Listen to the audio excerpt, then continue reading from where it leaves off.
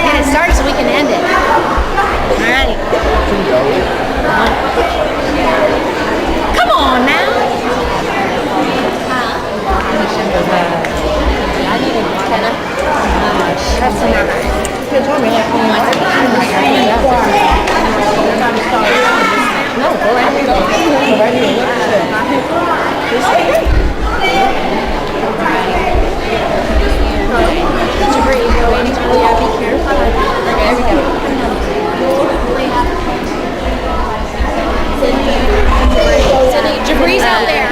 Okay. So we're waiting on Cindy. Lauren seen Jabri to see if she was out. She's like, I'll tell you. If I need to, I will. How's yours? Yeah. We're waiting on Cindy. But why is it going to get on the stage now? And I needed to tell Mommy's mama.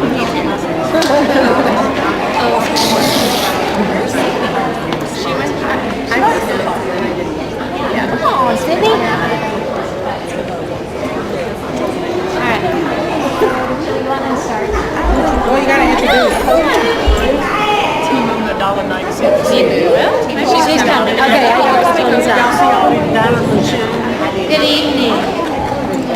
Welcome to Curriculum Night. We've got one more teacher that we're waiting. She had the longest haul from the front, or from the back corner up here, so we're going to give her a little grace. That was one of my talks in my room, is grace and patience. So we're going to give her a little bit for this time. So welcome to Curriculum Night. I'm Lori Bold, one of the teachers in first grade. This is our amazing first grade team, and I'm going to pass the microphone so everybody can introduce themselves. We work as a team, so I'm not the only teacher that your child may see. We all pitch in together and work together. So I'm going to pass this and let them all introduce themselves. Hey, I'm Sydney Hill. Sorry. I'm Addie Spurgeon. I'm Ari Lavish. I'm Mary Hunter. I'm Sharon Stallworth. I'm Rachel Baines. I'm Jabri Davis. I'm Brooklyn Maxson. And I'm Emily Hayes. So we are, here in the school, we are known as the Firsties Bunch. Okay, so we're kind of all put together. All right. We'll go ahead. Is somebody gonna? I'll do it. Okay, right there. We're gonna keep going. This is live streamed and it will be on there, so you guys can refer back to it if you'd like to see it. Okay, so this is a quote by Helen Keller. Alone we can do so little, together we can do so much. We are partnering with you all as your child's first teacher. We are teaching with them, but we need your help in order to accomplish everything that we do here in this school, and everything that your child accomplishes is a partnership between all of us. All right, go ahead. All right. So the Alabama Course of Study is what we use for all of our standards.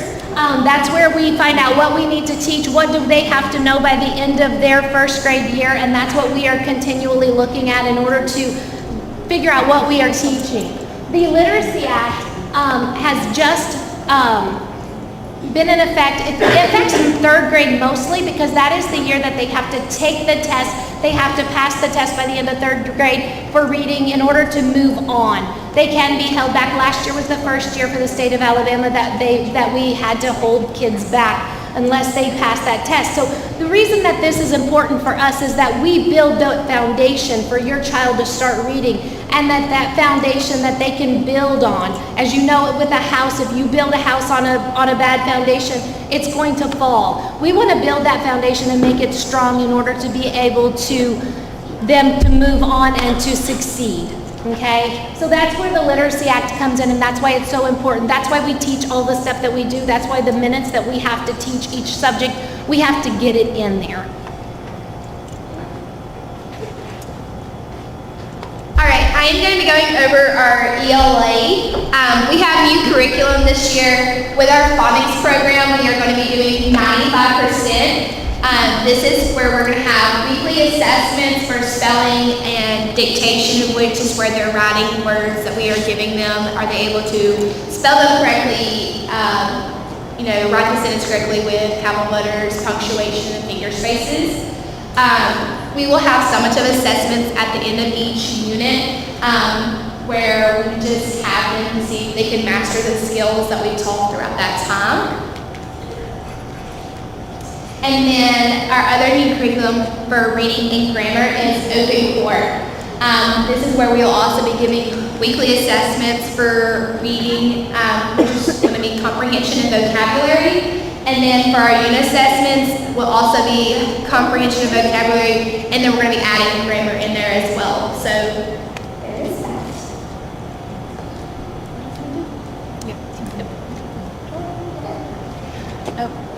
Oh, that's great. It's not me. All right. So talking about math, we're moving on.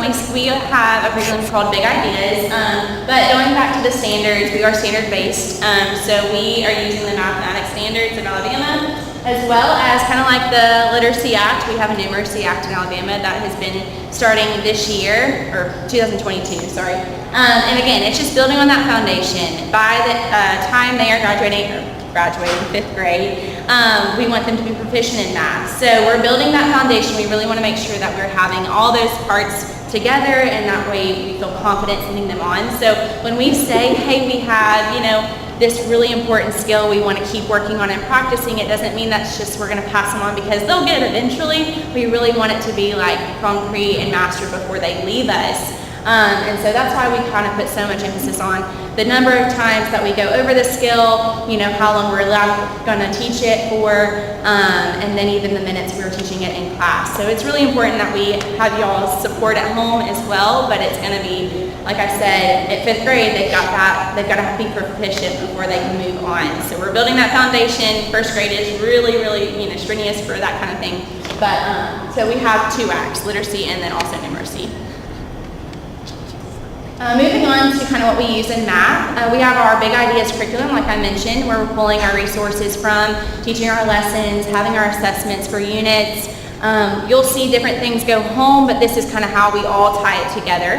And then we also have what we base our math workshop model on, and it's just really breaking apart that section of math from whole group to small group to tier 2 interventions, and really just engaging the kid as a whole. And we also are building a new fluency plan this year, so you're going to see different assessments brought home too, like the running record. If you haven't heard of it, it's a really great way to assess fluency and see whether the child knows, the why behind they got 2 + 2 is not memorized anymore. No longer is the rate an issue, it's what they know and how they know it and the strategy behind it. So that's just a little look at why we assess the way we do and kind of what you're going to be seeing in 1st grade. I'll be talking a little bit about what we do for science in 1st grade. A lot of our science is integrated into the books that we read in our ELA instruction, as well as our new STEM program, which is really awesome. And in the past, we've done some units where we talk about life cycles, and we'll do butterfly life cycles and actually get butterflies, and that's really fun. So we try to make it fun and interactive and hands-on, because I know STEM is a huge part of our community. Social studies is also oftentimes integrated ELA instruction, and we'll learn about it through read-alouds and books and activities that go along with that. All right, so our awesome PTA is the one who really just supports us from behind, right? They all have the links listed if you were able to get into the presentation that we sent out yesterday. You can log in, go through here and sign up. It's a great support with teachers and connecting home. They do so much for our school, so please be a part of it. That's y'all, right? The parents and the teachers together. So again, they do so much, they support us, and we really appreciate what they do. As far as assessments go, so we have the benchmark assessments. Obviously, we're doing assessments like crazy in our classroom, but this is the stuff that's required of us through the state. We have iReady, which you probably heard about in the past couple of weeks. This is a pre-assessment that's starting at the beginning of the year. We do it again in the middle of the year, and then again at the end of the year. The kids are like, oh. It's very much independent. We cannot help other than just, you gotta press the key, right, to go to this side. But it's based on how they're reading, how they're writing, doing grammar, what they are comprehending, vocabulary. We do M-Class, which is DIBELS. You've probably heard that too. And that is our phonics program where we are assessing them what their foundation of reading is. It's the 1-minute quick checks that we're seeing if they can name the letters, if they can do nonsense words, if we can do high frequency words, if we can do oral reading passages. So they just did the first one last week, or they're finishing up this week, and then we have it the middle of the year and again end of the year. We send all these reports home so you can kind of see where your child is in a cumulative area, and then obviously we're progress monitoring throughout the year to help build those skills so that they can be successful towards the next assessment. We do not do ACAP, that is thankfully setting it up, and obviously we're going through formative assessments in our classroom constantly to make sure that they're on task where they need to be and where they need to be on grade level. So parts of grading. All right. Alright, so the dates up here are important. These are the dates that our report cards are going to be going home.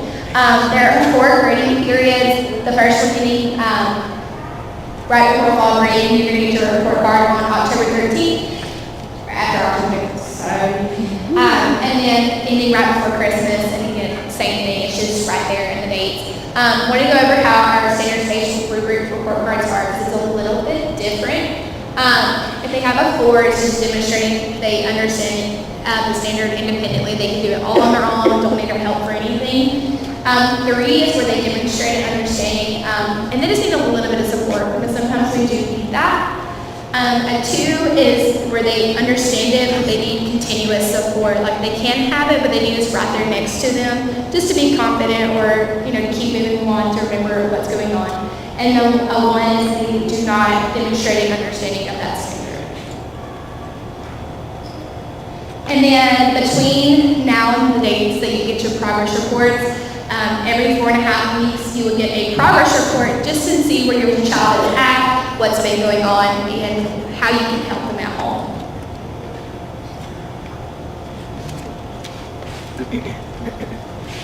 Homework is going to be on an individual basis based on your classroom teacher. Every teacher treats this a little bit differently. So I know that in my class, for instance, we'll start homework late August to beginning of September is what my goal time frame is. It depends on when I can get everything together to do it. Homework is going to be based on the needs in order to reinforce them, for extra help if they need a little bit more reinforcement on those. But again, that's going to be kind of tailored to your individual classroom teacher and what your child needs. So it might not be the same across the board. Attendance. I know that we talked about all the different minutes, all the things that we have to teach and all that. We need your kids here. Okay? We need your kids here as much as possible. This is real school now. We joke about it sometimes, or I joke about it with my college kids, that this is real school now because you have to be here to learn. And we need your children here in order to do it. It's really hard to send things home. We will in a pinch if we have longer terms that need to, that your child needs to miss for an unexpected something or another. But your child needs to be here. So we need your child here in order to teach them along with everyone else, because it's really hard to catch them up. And field trips. We will be doing 2 field trips this year. They are still in the workings. We're still trying to figure out where we're going and what we're going to be doing. But on that note, if you would like to go on a field trip with the children, I know my class, every teacher does it a little bit differently. I like to divide my kids up into groups. If you're going to be with me and you want to be a group leader, you have to have a background check. They take time in order to do that, in order to get them all approved. And so start the process now if you want to go with us on a field trip. I like to divide my kids up into smaller groups. That gives you a few children with each parent, and then that way they have a more submersive environment in that field trip. And I'm not trying to answer a billion questions and help them learn everything that there is, because there's so much at these field trips. We do usually take some really cool ones. We'll get that information out to you just as soon as we get that. All right. Lastly, these are just kind of a quick view of all of our special areas teachers. Our counselors for first grade are Miss Mayo and Miss Davis, and they provide the services. You all have this on the slide, so you're going to be able to read through this to see the services that they provide. But our counselors are Miss Mayo and Miss Davis, and they're amazing. We have our library media specialist, Miss Neal, who is assisted by Miss Jones. They provide all of these. You'll be able to read through them later. We're going to kind of keep going. And then art, we have the wonderful Mr. New. We're so happy to have him back. The kids get art full time. They get it every week, which is a great thing. We're so excited about art and music being full time year round this year. Music, this is our new music teacher, Miss Morton. And same thing, they get that year round. Every week they have art, music, Spanish, STEM, and then counseling every other week. But then we also have some other counseling things that come in. PE, we have a new coach, Ms. Gardner, and they get PE every day. Spanish, Ms. Senora Clemens. STEM, we have Miss Corley. Some of you may know her. She used to be kindergarten, then 4th grade, and now she's here as our STEM teacher. And our gifted program is Miss Tibbs. Gifted program will come into play a little bit. We can consult with her if you have a high student that we need to challenge a little bit more. It comes into play, pull-out service was 3rd through 5th, but the end of 2nd is when they start looking at that. And this is all of our contact information. I hope that you all already have this, but it's on that slide if you ever need to contact one of us. And I think that is the end. Thank you all so much for attending. Ms. DeMeester, Mr. Turner, Ms. Cecil, do you have anything else? She's like, sure, I'll say something. I don't really have anything, but I'm like,